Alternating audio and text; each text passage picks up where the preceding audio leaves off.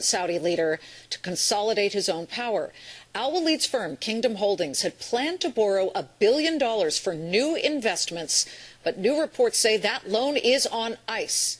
Well, perhaps the Saudi prince knew that sleepless nights were in store, because right before he was arrested in his desert tent, Eric Schatzker over at Bloomberg said he was seen reading this book, While We Sleep, Unlocking the Power of Sleep and Dreams. Since then, sales of this book have spiked so dramatically, it debuted at number 15 on the New York Times bestseller list. Here in a Fox Business exclusive is the author of that book, UC Berkeley neuroscience and psychology professor Matthew Walker. Good to see you, sir. Thanks for being here.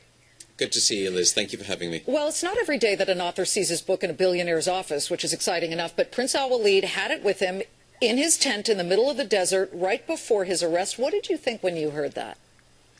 Well, when I read it in the story, of course, I was somewhat surprised, but in truth, perhaps I think what it does is underscore how universal this thing called sleep actually is. It transcends national boundaries, it transcends cultural boundaries. It seems to be common across the globe. Every human being sleeps. Every living species actually sleeps. So I think that transcendent nature of interest perhaps isn't surprising after all. Every living being I know is having trouble sleeping. In fact, you personally call the loss of sleep the greatest public health challenge. Really, Professor? More than, say, antibiotic-resistant superbugs or avian flu? Why is this so horrible right now? Well, there is a global sleep loss epidemic underway, and those words are the World Health Organization's and also the CDC, not my own. We also know that every disease that is killing us in the developed world has causal and significant links to a lack of sleep. So the pernicious erosion of our sleep time and how many different diseases that it impacts makes that statement of it being one of the greatest public health challenges that we now face in the 21st century, I think both valid and scientifically provable.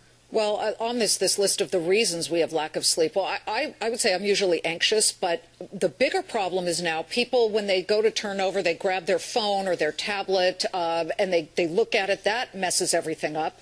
Caffeine and alcohol. But I'm more interested now in getting your suggestions as one of the premier experts on this.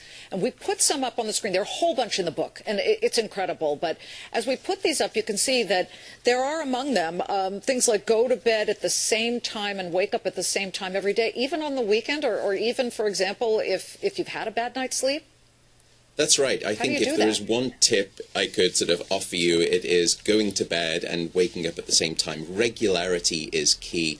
So even at the weekend, you will have this tendency to drift forward in time, go to bed later, wake up later. That means that when you get to Sunday night, it's especially difficult to fall asleep earlier. You'll feel miserable in the morning. It's called social jet lag. So keeping it regular, keeping it dark. We are a dark, deprived society in the modern era, and you need darkness to release a hormone called melatonin to get you into healthy timed sleep.